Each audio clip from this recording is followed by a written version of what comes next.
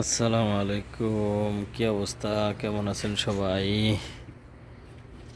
দেখেন, আমাদের মামু মাজরা করছেন।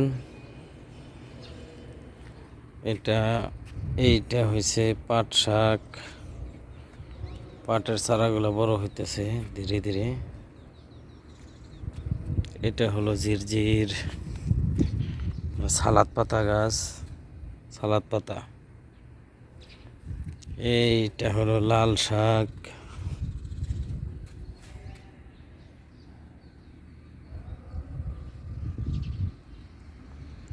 ওইটা ধনিয়া।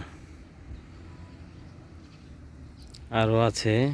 ওই যে ওইটা হবে হলো ভেন্ডি, বুনে দিছে কালকে, একদম আখের লাস্টের ওইটা।